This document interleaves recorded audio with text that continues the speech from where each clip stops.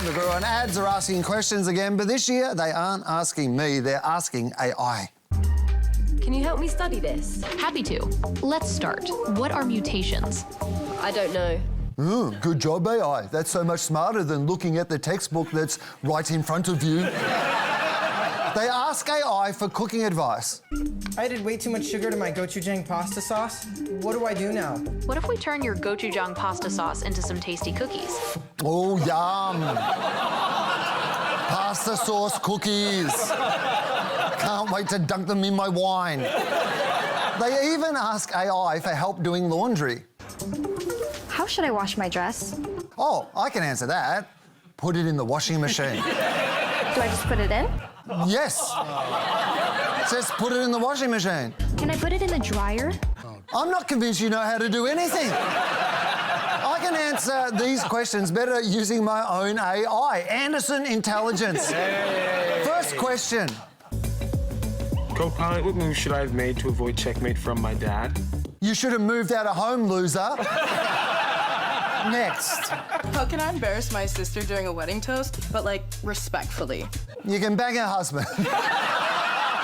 But, like, respectfully. Respectfully. Next. Hey, Mata, how can I rearrange my living room to feel more nautical? Smash your fish tank. Next. Can you tell something spicy without tasting it? You can shove it up your ass. Next. How do we put together this chair? Looks perfect. Sit on it. Tell me if it's spicy. Let me have a go. AI, I hate this new future. What should I do with my phone? Shove it up your ass, Wil.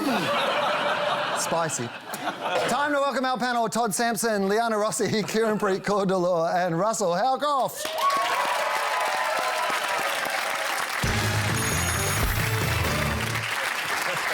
As the east coast of Australia struggled through the fifth once-in-a-century flood this decade, Allianz let its new ad fly. It's a damn cold night, trying to figure out this life. Won't you take me by the hand, take me somewhere new? Don't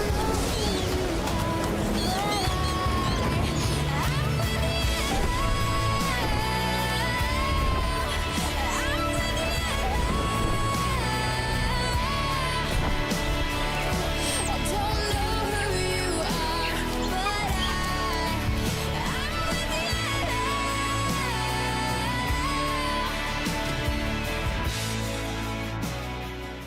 That bird is a white-bellied sea eagle, which, like an insurance company, is an opportunistic predator. So in real life, it'd go more like this. I don't know who you are, but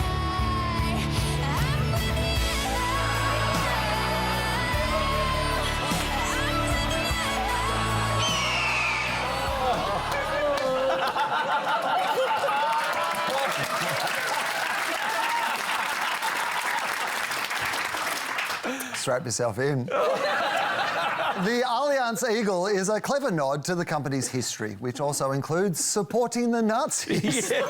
Maybe this would be a better name. Todd. Is it smart? Todd, is it smart to give us the bird? Well, okay, that just happened. I really find insurance advertising interesting because they sell disaster to acquire customers, but they make most of their profit when the skies are blue. So when there are no storms, no disasters, no fires, they create them and make them up in the ads because imaginary disaster is much more profitable than real disaster. And this ad does it incredibly well. First of all, it's beautifully shot. So it's shot by a Hollywood director. It's got Avril Lavigne's soundtrack. The CGI is excellent. But when you pare it down, it's nothing more than a sort of fear ad in feathers or a sort of doomsday ad that's warm. Because what they're saying is, if all goes to hell, lightning and brimstone, and you're about to lose your family or your nest egg, you can rely on us, Allianz. And the metaphor for that is an eagle. And that's part of my problem with it, because nothing sells security like a bird of prey coming through the sky in slow motion at you. So, look, I think that the ad is brilliantly made, but to me, I just think it's over the top. I get stuck at them using the eagle.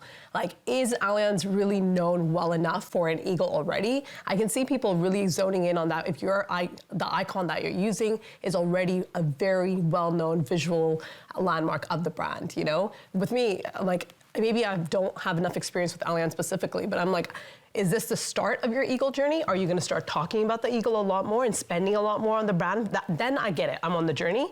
But right now in isolation, if this ad doesn't go for another year or so, it feels like a really random bit to really put money in on the eagle. I tell you, I don't think it's got anything to do with eagles. I really don't. I think it's just this ad with all the eagles in it. Nothing to do with eagles. Okay. Nothing to do with eagles. Okay, nothing. Literally nothing to do with eagles. It's got everything to do with the logo. The logo. What's the logo? A bird. A bird. I don't eagle. think. No. Yes, but no. Okay. In that, I think what's going on is that they're just trying to create a brand story around sort of, let's say, security, protection, future, optimism. We're going to try and attach this image to that logo because we want to go harder on that logo. Thank God they're going to get rid of the Allianz because that's garbage. So I'm pleased about that. And I'll tell you why I think it's just about birds. I saw the ad over on Friday, I think I saw the advertisement, and then I was at the beach on Friday and I saw seagulls and I thought of Allianz. Right, so these people... Well, this has been another lovely adventure of Russell Goes on an Excursion. Tell us about your day at the beach, Russell. Well, I just thought, wow, so is that just going to happen to me or is that going to happen to everyone? Whenever you see birds from now on, you're going to go, Jesus, Allianz. But the seagulls... No, that's just you. I don't care for the ad too much, but I have been lucky enough to see it 45 times in the last week via pre-roll on YouTube. The 30-second, I think, works really well, actually, because I just generally can't keep my attention for probably longer than that. What I think we're overlooking is the absolute banger Avril Lavigne track that they chose. And it was, when I first heard it, I was a bit, taken back to my bedroom, 2002, and then I realised how actually huge that song and album was in this country. And that audience that they're trying to connect with, people who don't necessarily have a brand preference, millennials, this big, we talk about this big group of spenders who are coming through and maybe haven't had an experience yet where an insurance company has let them down. And I think that long-term optimism, I can really feel it through the track and through the execution. I do like the notion of the Avril Lavigne track. It was very, very powerful at the time. The more realistic, view of insurance would be to use the Avril Lavigne song, "Why Did You Have to Make Things So Complicated?" IKEA has spent 50 years building its brand in Australia. Now it's celebrating with a big ad before everything falls apart. Thank you for being a friend. Travel down the road and back again. Your heart is true, you're a pal and a confidant. Thank you for being a friend. Thank you for being a mate. All right, Grandad, I don't think those two are mates. And what better way to thank a friend that screwed in your furniture than screwing them on the furniture? Gotta check it out, right? Even this is suggestive.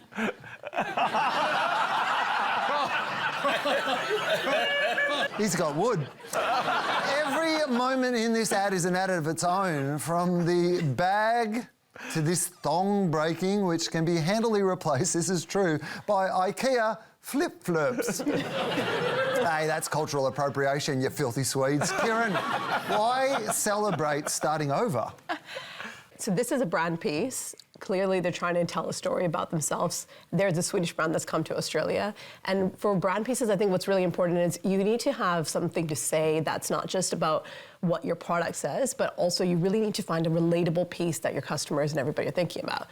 what is not relatable about starting again, right? Every person in Australia at some point has probably had some form of moving or some point of building furniture.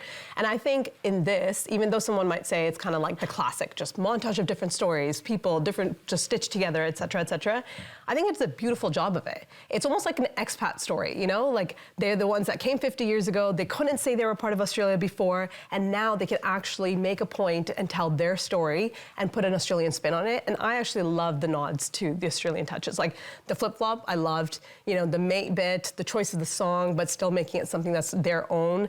And the little bits and pieces that make it relatable. Like who hasn't had extra pieces left over at the end, you know? You're frustrated about that, and they show that. Like walking inside through the IKEA maze, trying to find furniture, all of that. And I think they stitched it together in a way and almost said like, you know what, we're here now. We can also be part of the joke. We can also be part of that. And I think that's really clever brand storytelling, I think, in my perspective.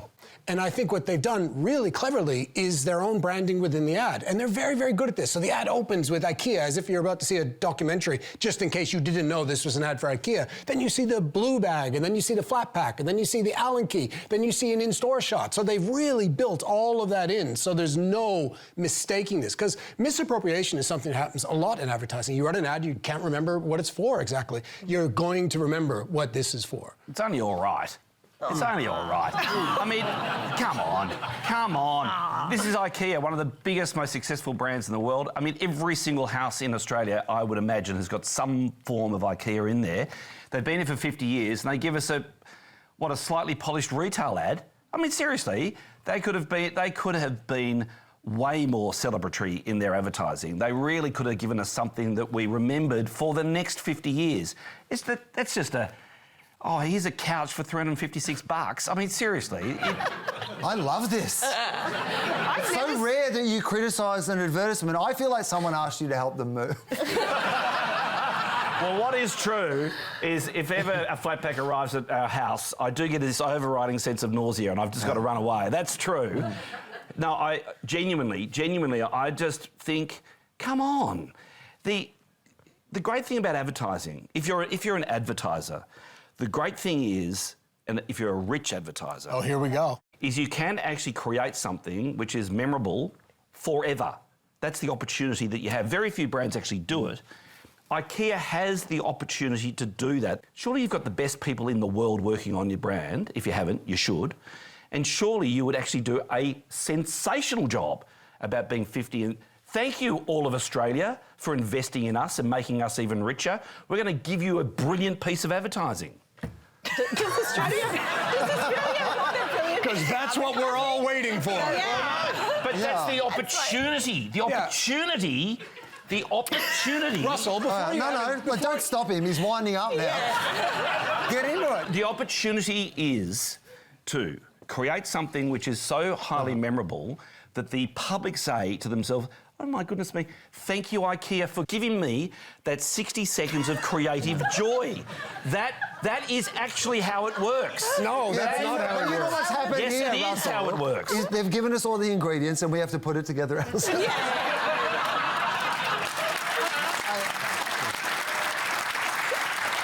Chances are, if you have a Labubu hanging from your bag, you already know about white fox.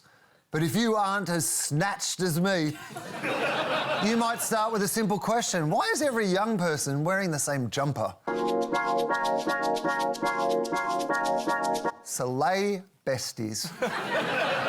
The tea is that White Fox is the hottest brand right now all over these buses, these bodacious billboards, and literally thousands of videos featuring herds of micro-influencers in groups of 3 or 4 or 8 or even a literal conga line. Slay besties. White Fox even runs competitions to spot its ads. Spot a billboard or bus back to win. All you have to do is spot one, tag us and post to your Instagram story or TikTok. Oh, I spotted one on this story about a bus crash. Oh no, bestie got slain. Liana, how did this hoodie brand outfox their competition? This is a brand that is all about social proof. So they came out the gate, influencer marketing, social media marketing first. They've dressed up their affiliate program as a university where you exchange content for free product. So they've really capitalised on that fear of missing out, this young audience that truly wants to fit in, not stand out. This brand is not about being original, it's about kind of looking hot and the same as everyone else that you hang out with.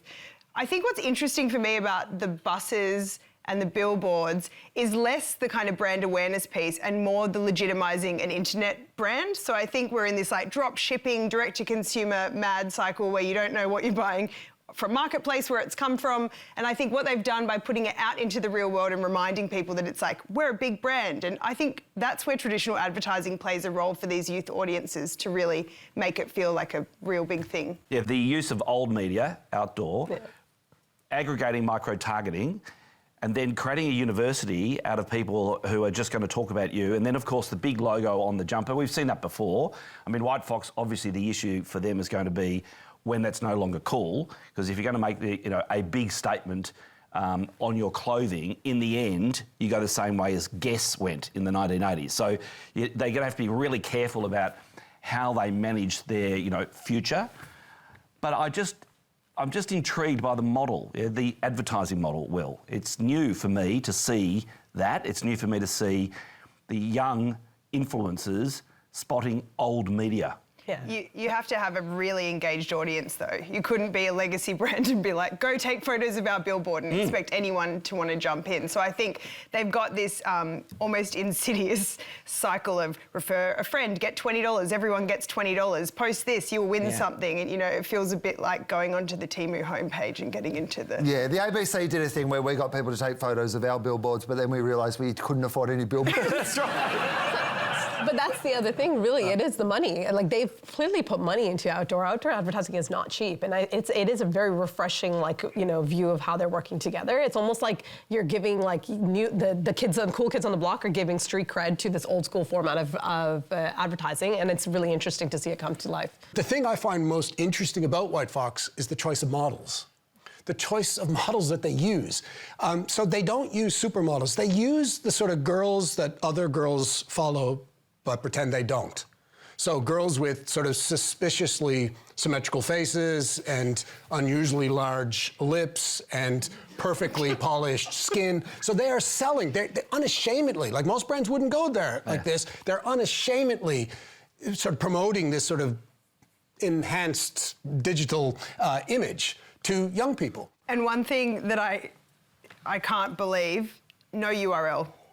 Yeah. Nothing on there, just their name on all of none of those ads have a website. Yes. So they, understand that their consumers see something, read it and Google it, or it's if you know, you know, and if you don't know, you don't Google it. And I actually do use them sometimes as an example of why maybe we could put less on a... Yeah, I think White Fox knows the real runway is digital. It's TikTok, it's Instagram, it's selfies, and they're playing right into it, using that as their distribution channel, and they're only focused on that distribution channel when it comes to the majority of their spend. The other thing I think they're doing really well is like the player in this whole mix that we're not paying attention to is the parent. Right? These kids are probably not affording or being able to buy this themselves, most of the age group. So they're somehow getting the parents to take this brand seriously. These kids, the hoodies cost like $80, which is not cheap for the average middle-class family either. So the kids are working up to asking their parents for this as well. So I think even my thoughts go to the choice of advertising, is the outdoor legitimizing it for that generation, while the kids are getting it through the digital formats, right? Yeah. It's creating an ecosystem for those decision-making pieces around that purchase itself. If you're watching this show on your phone while doing 90 through a school zone, you know the importance of safe driving, but this ad from Volvo made us hit the brakes.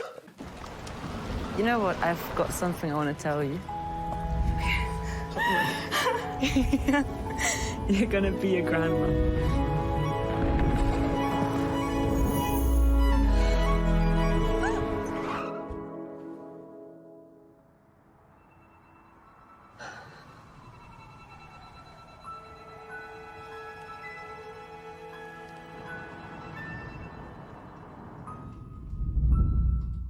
Oh, at least one of them used protection.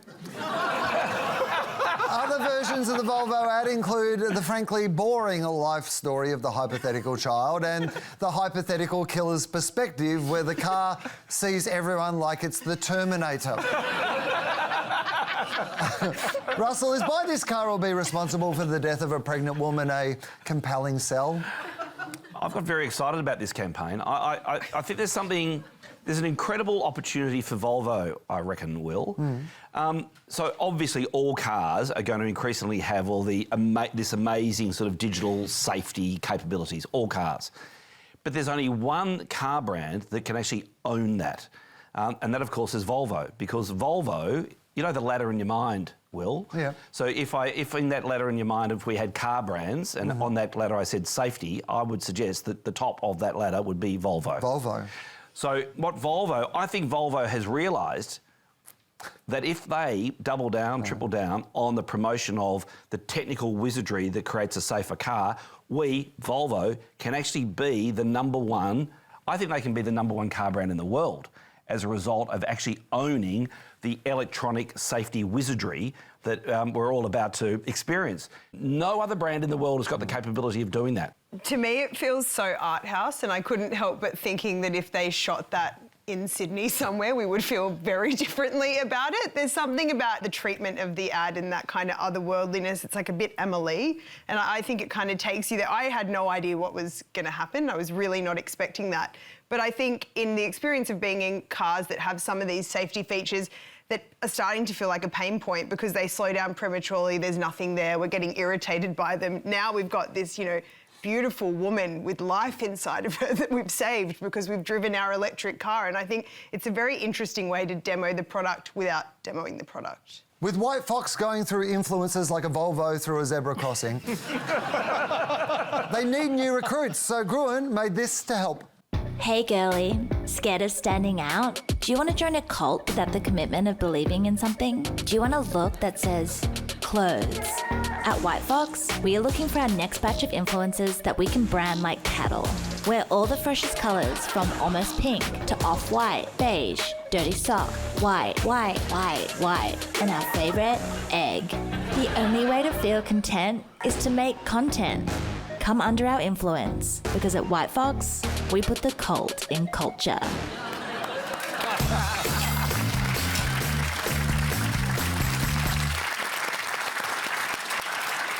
This year, we've turned the pitch over to the Gruen audience, who asked our agencies to convince us to downgrade from smartphones to dumb phones. Here's the first pitch.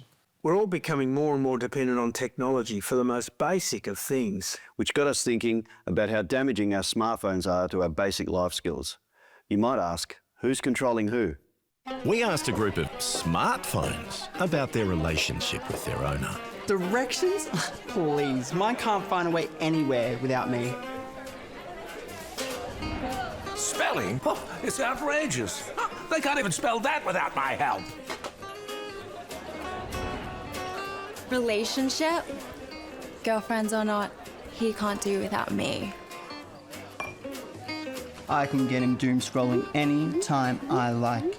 Anytime. Keep filling their minds with crap, I say. Because as we get smarter, they get dumber. Your smartphone is making you dumber. Get a dumb phone. It's the smart move. Oh, wow, you've convinced me. Here's our next pitch. Smartphones have made a commodity out of headspace. This really isn't smart. They live in your pocket. They watch your every move. They listen when you speak. They follow your family everywhere. They say they care. They offer reminders, time limits, but they are always stealing from you, kidnapping your boredom, your child's focus, your private moments, stolen, sliced up, sold, your attention flogged off for $1.20 an hour. They make trillionaires of the billionaires, and you don't get a cent. This blank screen, this space, that's what they take from you. It's time we took it back. Well, you've convinced me, but what will our panel think? Todd, which of the two did you prefer? I loved both of them. I thought they were both really well done, and so congratulations to the agencies. The first one, the idea of personifying the phone is just clever and entertaining, but I loved the use of the medium in the second one. The idea of pulling you in and actually giving you the experience of being quiet for a moment with nothing on the screen. So, number 2 for me. Liana, what about you? It's number 2 for me. Okay, Kiran? Yeah, it's hard call. They're both great, but number 2 for me as well. Russell, which one did you prefer? Number 1 will get the sale, Will. Oh, I thought they were both great, but congratulations to Eastern Bloc. We will send this to you the old-fashioned way, like this.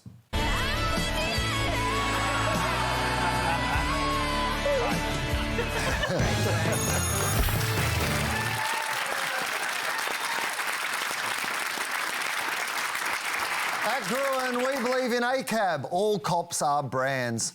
The West Australian Police Force are looking to chase down new recruits like they were innocent children. The WA Police Force is looking for people. Not just any people. People who know how to make an entrance. People who like solving true crime. People who like community. People into cardio. 10,000 steps. Morning people. Nighttime people. That is a fancy beat. People who like riding horses. Wearing suits. People who love dogs. And robots. Policing is about people. If you think you're one of these people, you found your people. Well, you've convinced me. Fun fact, that girl gasped because she's got a stash of ketamine. It's for the horse. And usually when this happens, they aren't offering you a job. The campaign focuses around this slogan. The police are looking for people like you. You'll never take me alive. Liana, will the public cop this? Well, there is no amount of persuasiveness in advertising that could make me want to be a cop. And I think there's something really odd to me about this being the solution. So the WA police have been struggling to meet their recruitment targets, and then they're like, have you ever considered that you're a person? Like, you have interests. And that just feels absolutely bonkers to me. There's like that Tom Cruise cinematic thing happening at the beginning. There's the over-policed streets near the nightclub with the 2-dub. There's the poor guy that got cast running with the Louis Vuitton handbag. Like, it's a lot. I just don't think that that's the way you're going to win people over who already haven't been listening to your advertising. I don't know. I kind of liked it. Look, I think police have a branding issue. Young people don't trust police, but they trust people. And instead of leading with the badge and authority, and they led with humor and humanity and a bit of a wry smile. And I didn't mind that. They twisted the recruitment trope, because police advertising is generally woeful, and they sort of twisted the trope. So instead of saying, come to us and you can be a hero, they're saying, you are a hero, you just haven't joined us yet. And I don't know. I sort of liked that about the ad. Like, it didn't turn me off. It didn't make me want to be a cop, but it certainly didn't turn me off. Well, it's reframing the personification of what it is, right? So they're trying to just change our mind about what that person looks like. Where I got lost was kind of the tone switch. And, you know, I was like, it's almost fun, but it kind of kept going on this fine line of like switching to serious, but almost serious. Like, I felt like they were trying to do something, but they didn't fully go into the fun side of it, right? Well, so they were doing the fun bit, but then there's that moment, and because every time I've watched this, the thing that takes me, regardless of what you think about the rest of it, that moment where suddenly that cop's there on the front lawn doing that version of what is implied to be a death knock of some kind, informing someone of very terrible news. Like, it comes out of nowhere in that ad. Yeah. But that's what I like about it. No. I love the change of pace. Like, I like that you're smiling, you go, no, that's kind of cute, that's good. And then they just change, they rug pull you, and you're like, oh, okay. Yeah, but it comes straight after the robot dog. It's like he's going, oh, yeah. It's like, oh, yeah, the robot dog shot your husband. I'm sorry. The edit's weird. The edit's weird, and the sound effects is weird there as well. They're targeting a younger generation of people that are distrustful, and I think that this may appeal to some people. And it's better than the shit they usually do. Yeah, I agree. But I think it's just that, like, exactly that. Sometimes it's comical, but sometimes it wasn't. That's where I was just getting thrown. Like, even the bashing through, that was like, that's a serious moment in policing. They have to do that. And all of a sudden, there's like that chase with the guy who stole the purse. That was just funny, right? That wasn't like, it didn't feel like it was serious. It wasn't like, that's where I was just kind of going, like, emotionally, I'm kind of with you. I'm just not fully there. But Here's what I can tell you. I've had a couple of run-ins with the cops, and it's not that much fun. They are lying to you in that ad. That is false advertising. It is quite a scary experience. By this point of the show, you're probably too busy stuffing your face to pay attention, but here's an ad that made us say, "Hooly dooly." You know Karen from school? Well, she told me that... Oh, wait, no, it wasn't Karen, it was Julie. No, it wasn't Karen. Crunch, crunch, crunch, crunch, then crunched. Crunch, yes, crunch.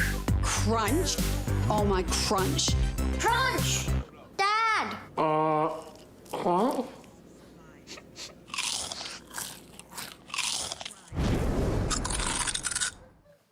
At last, a snack for the dad who hates his family. I think that effect could make every ad more powerful.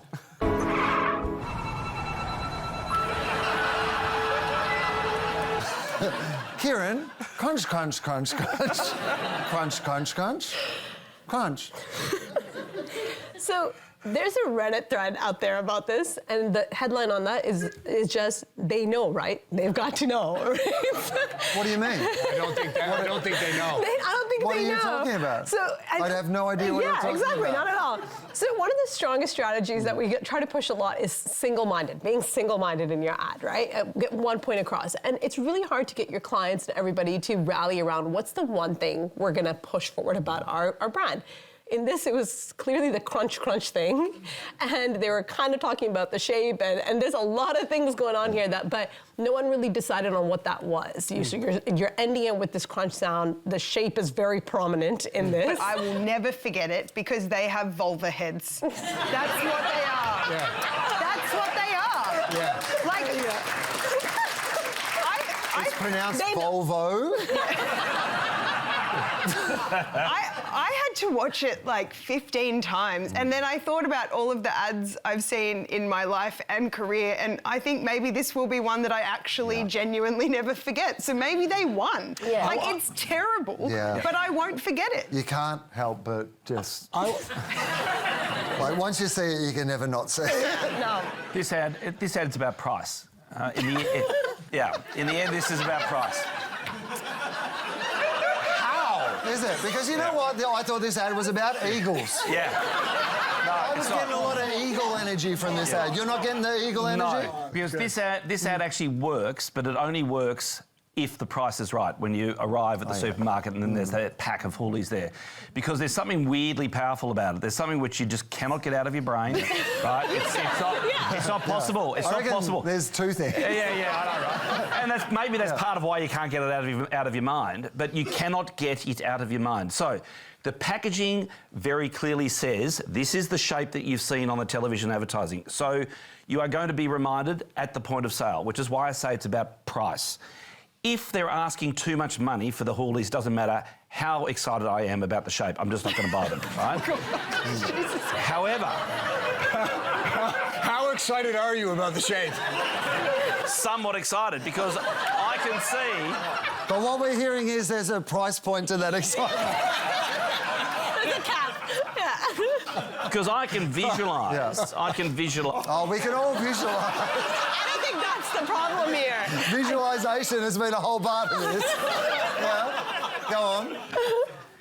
I can even imagine the crunch. I can imagine the crunch. Of course. And so, because advertising is about perceived value. You make advertising in order to generate as much perceived value as you possibly can. If you price just below the perceived value, then you win, you get the sale.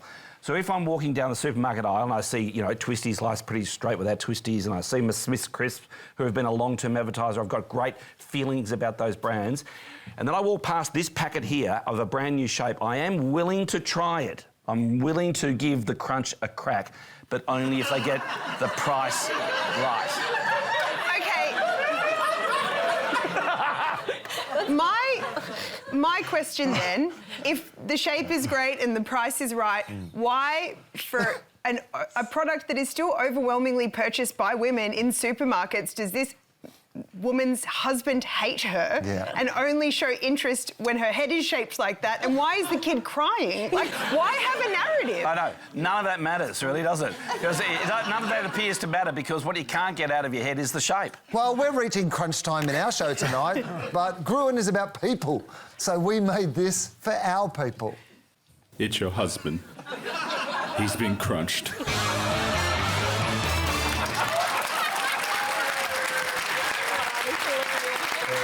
Please thank our panel, Russel, Kiran, Liana and Todd.